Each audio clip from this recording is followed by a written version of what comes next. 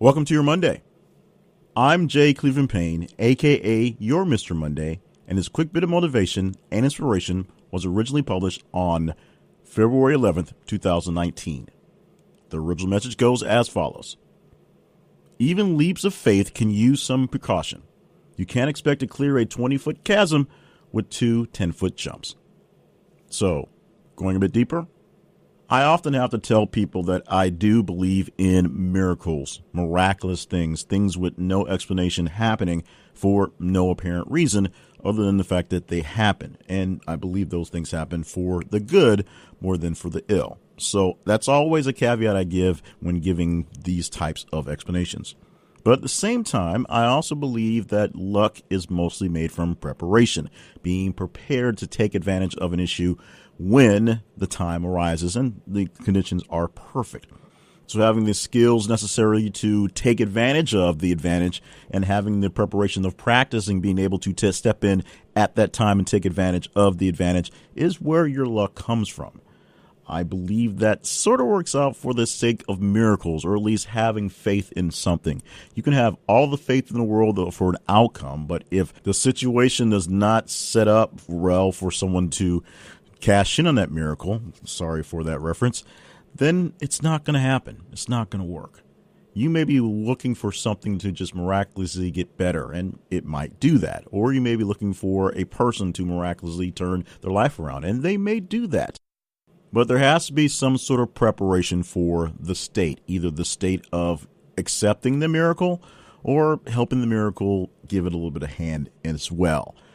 Now, preparing yourself for that faith and the leap of faith you're taking is kind of a hard thing to really quantify, but it really starts with having the faith that something could happen. This is not a guarantee. This is not something you can cash in. There's no contract on leaps of faith or miracles at all.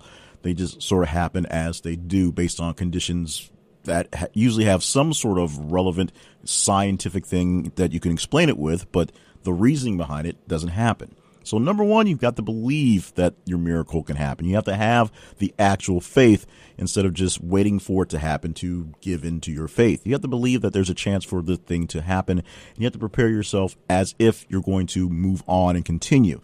As I say in many of my speeches, there's no reason to worry about tomorrow if you know your life is ending today. There's no reason to set plans for the future if you know something's going to stop. If you have a favorite restaurant that has been declining in the patronage lately, and you know they put an announcement that they're going to close on the 15th, saying that you're going to go on the 17th when everything is grand again is not the best way to go.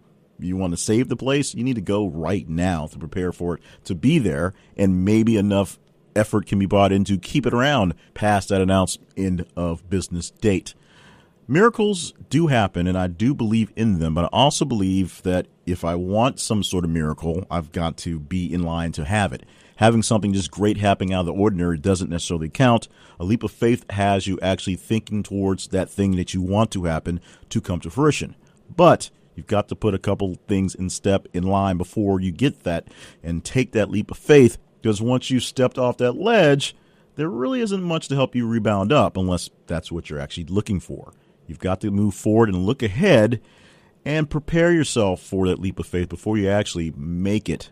It takes a little bit of effort, sometimes a lot of work towards it, and you never really know if it's going to happen, so you have to be prepared just in case something does not work out in your favor.